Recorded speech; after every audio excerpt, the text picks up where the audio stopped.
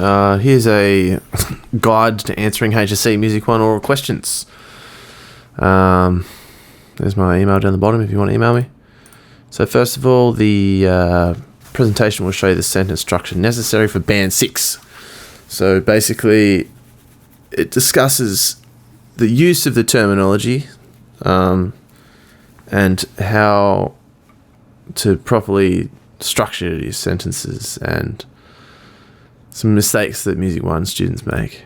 So the sentence structure, you've got to say what's playing, then you've got to give a detailed description. You've got to say what it does for the listener, and you've got to say how it combines with the other instruments. And I've numbered them like that, basically. If you ever need to pause the video and ponder for a bit, please feel free to do so. Here's some description examples, and this is basically a very large list of things that you could write that you'll discover across your musical education. You never stop learning stuff, so all the stuff that's written here, take it down. But this is to show you that there's different concepts across different comments. So rhythmic accompaniment can actually be a comment for duration, pitch, or texture, or all three, or two of the three, or anything.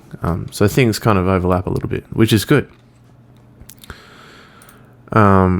Here's a sentence, and what I've done is color-coded the concepts with each keyword. And when you answer a question for pitch or duration or tone or dynamics, I find that it's easy to write about each section of the song, and then when you go to the next section, you talk about what's different. So you could talk about the bass for the verse, the chorus, the bridge, the instrumental, the outro, the intro. You could write a fair bit of information just on one instrument. So the bass is playing accented, syncopated harmonic accompaniment. This sentence is gold, outlining the chord tones. So you can read through the rest of it, and you just match up the colours. So the second thing you do after you've done a detailed description is you talk about how the listener is affected, keeping in mind that you've just done your detailed description, so you want to try and think about the music and what you're hearing as a whole. A lot of people don't do this as well, and the easiest way to think about it is what would happen if you took away that instrument. What would it sound like, and what role or what does the instrument bring to the song? And sometimes it's a subtle thing, and sometimes it's a very obvious thing, like a little percussion thing or a vocal melody.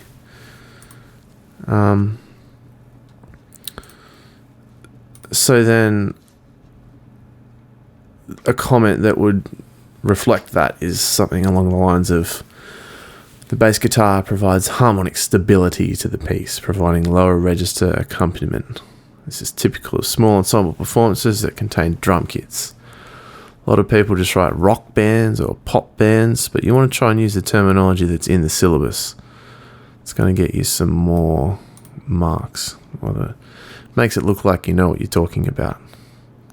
And if you do know what you're talking about, you'll write words like that. So here's the final answer. There's a lot of marks in that.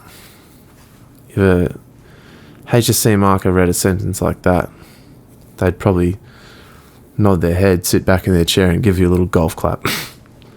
So, in summary, don't feel too overwhelmed by the amount of terminology that you don't know, because music's about being a better musician than you were yesterday, and after looking at this, I'm sure that you are.